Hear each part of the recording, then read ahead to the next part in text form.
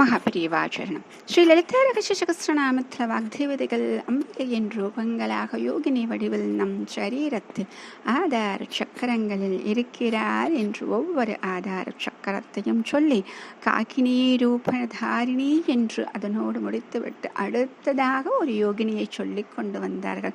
அவள் எங்கே இருக்கிறாள் என்று கேட்டார்கள். அடுத்ததாக அதற்கு பிறகு சாகினி என்று சொன்னார்கள். அடுத்ததாக இப்பொழுது எங்கே இருக்கிறார்கள் என்றால் ஹாகினிக்கு அடுத்ததாக இருக்கக்கூடிய சகஸ்ரதள பத்மம் என்று சொல்லக்கூடிய அந்த சகஸ்ரதளத்தில் இருக்கக்கூடிய யோகினியை சொல்லிக்கொண்டே வருகிறார்கள்.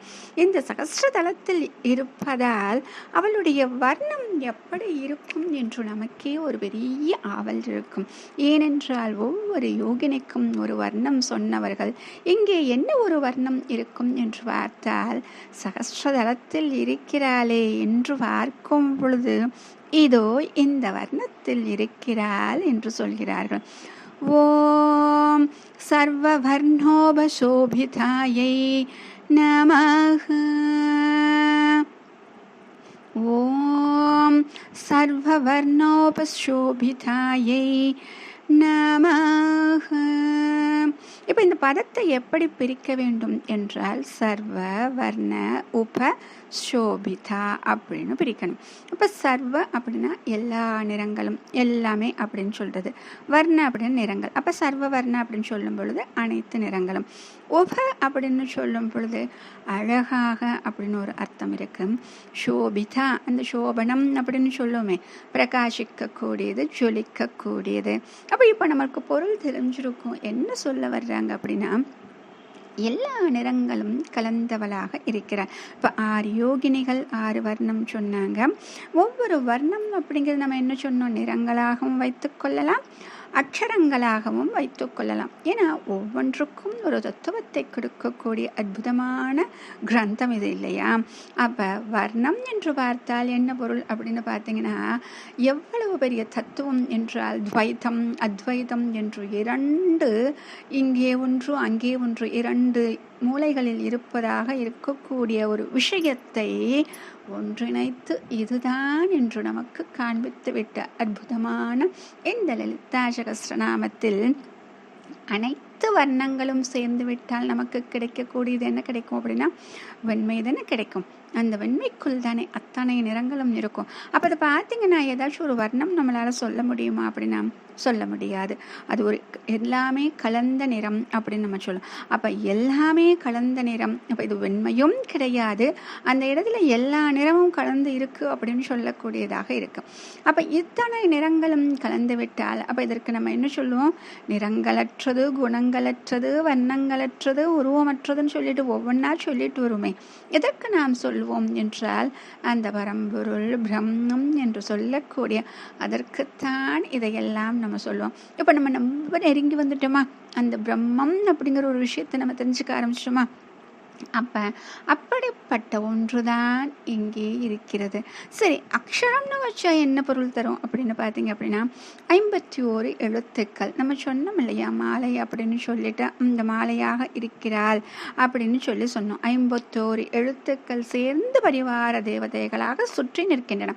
அப்போ இதுவரைக்கும் பார்க்கும் பொழுது ஒவ்வொரு யோகினிக்கும் சொல்லி இத்தனை அக்ஷரங்கள், இந்த அக்ஷர தேவதைகள் பரிவார தேவதைகளாக இருக்கும்னு சொன்னோம்.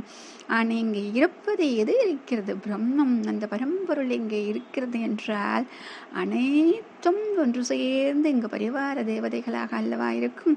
அதனால தான் இந்த அக்ஷரம்னு சொல்லும் பொழுது எவ்வளவு பெரிய பொருள் கிடைக்கின்றது. வர்ணம் என்று சொல்லும் பொழுது அதையும் தாண்டி ஒரு பொருள் கிடைக்கின்றது. ஆக இத்தனை நிறங்களும் இத்தனை அக்ஷரங்களும் சேர்ந்தவளாக அவள் இருக்கிறார். ஆக எதற்காக இந்த குண்டலினி யோகியை நாம் ஆரம்பித்து குண்டலினி சக்தியை கீழிருந்து மேலே கொண்டு வந்தோமோ, எதற்காக நாம் இத்தனை பிரயத்தனப்பட்டோமோ, எதற்காக வாக்தேவதைகள் நமக்கு ஒவ்வொன்றாக சொல்லி சொல்லி புரிய வைத்து இதோ பார், இப்பொழுது உன் கண்ணை திறந்து பார், உன்னுடைய ஞான கண்ணை திறந்து பார் என்று நமக்கு கண்முன்னே காட்டும் பொழுது அங்கே ஜோதி பிரகாசமாக இருக்கக்கூடிய அந்த ஸ்வரூபம் நம் மனக்கண்ணில் அப்படியே நிறைந்து இருக்கும். இதற்கு பிறகு நமக்கு எதிலுமே பற்றி இருக்காது, எதிலும் ஒரு ஆசை என்பது இருக்காது, இதிலும் வெறுப்புக்களும் அற்ற ஒரு கடந்த நிலையை நாம் கடந்து விடுவோம். முக்தி என்று சொல்லக்கூடிய, மோட்சம் என்று சொல்லக்கூடியது இம்மைக்கும் மறுமைக்கும் அப்படிலாம் நம்ம சொல்கிறோமே. அப்போ மரணத்திற்கு பிறகு நம்ம நினைக்கிறோம், அது கிடையாது. மோட்சம் என்பது எப்படின்னு சொல்லுவாங்க அப்படின்னா, இதோ இப்பொழுது இருக்கும் பொழுதே அந்த மோட்சத்தின் நிலையை நாம் உணர்ந்து அதன்படி வாழ்ந்தால்தான் இந்த ஜீவன் புனிதமாகுமா. இப்போ நமக்கு அந்த நிலை வந்துடுச்சு.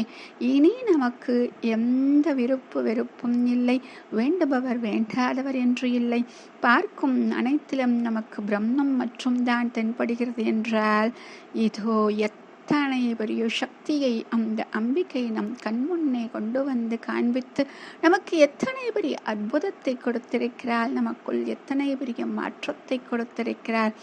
எதற்காக இத்தனை ஜென்மமாக நமக்காக காத்து கிடந்தாலோ அது நடந்தே விட்டது என்று அவள் அங்கே ஆனந்த கூத்தாடி கொண்டு இருக்கிறார்.